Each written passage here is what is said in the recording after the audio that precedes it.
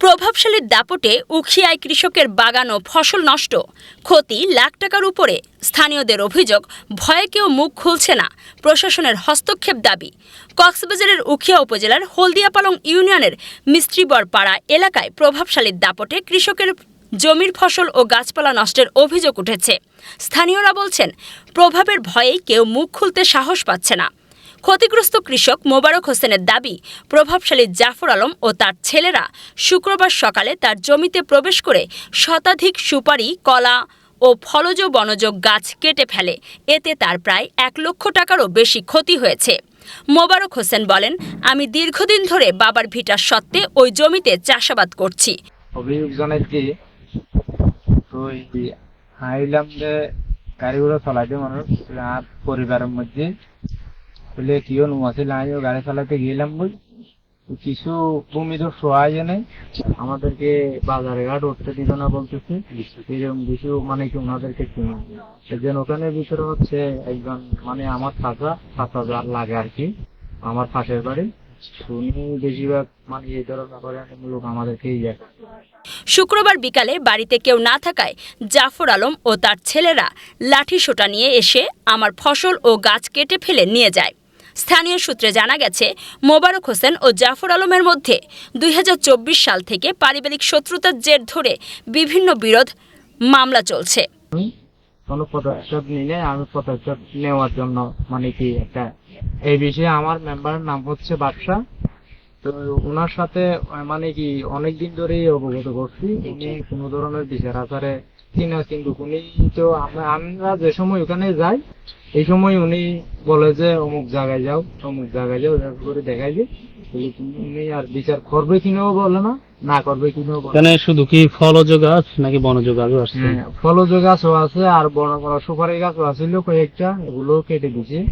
তো ফলজ গাছ ছিল আর আমার বাড়ির সামনে তো আসছিল কিনা জানি না, তবে উনি মানে বাড়িতে দেখছি দরজা মরজা কিছুটা ভাঙা।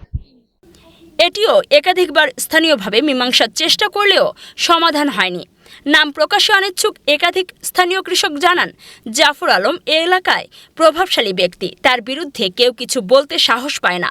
এর আগেও তার বিরুদ্ধে কৃষিজমি দখলের অভিযোগ উঠেছিল।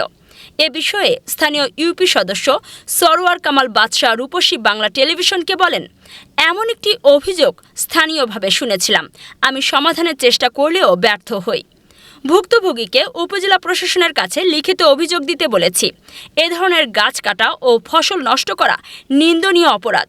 প্রশাসন যেন সুষ্ঠু তদন্ত করে উভয় পক্ষের ন্যায্য বিচার নিশ্চিত করে। ভুক্তভোগী পরিবার জানিয়েছে, তারা থানায় লিখিত অভিযোগ দায়েরের প্রস্তুতি নিচ্ছেন। এদিকে এলাকাবাসী ঘটনাটির সুষ্ঠু তদন্ত ও প্রশাসনের দ্রুত হস্তক্ষেপ কামনা করেছেন। আমাদেরকে বাজারে ঘাট উঠতে দিত না বলতেছি, এরকম কিছু মানে কি ওনাদেরকে সেদিন ওখানে ভিতরে হচ্ছে একজন মানে আমার চাচা লাগে আর কি, আমার পাশের বাড়ি, শুনি বেশিরভাগ মানে এই ধরনের করে লোক আমাদেরকেই যায় হচ্ছে জাফর আলম। উনি কি একজনই নাকি আরো কয়েকজনের সঙ্গে? একজন আছে, মূল মাস্টারমাইন্ডের মালিক হচ্ছে উনি। পালা কেটে ফেলার কত টাকা আপনার ক্ষয়ক্ষতি হয়েছে বলে? গাছপালা কেটে ফেলার অন্তত পক্ষে লক্ষাধিক টাকার মানে ক্ষয়ক্ষতি হয়েছে। অনুমানিক কোন সময়ের মধ্যে এটা করা হয়েছে বলে আপনি? সময় হচ্ছে আপনার গতকাল 6 তারিখ ছিল না? 7 তারিখ। হ্যাঁ, গতকাল 6 তারিখে সকালবেলা ভোরবেলায় ওই সময়ও করছে। এরপরে আমি না থাকা অবস্থায় আবার দুপুরবেলা 3টার সময়ও আইনের কোনো ইয়া করেন না, আইনের কোনো পদক্ষেপ নেন না? আইনের কোনো এখনো পদক্ষেপ নিই নাই।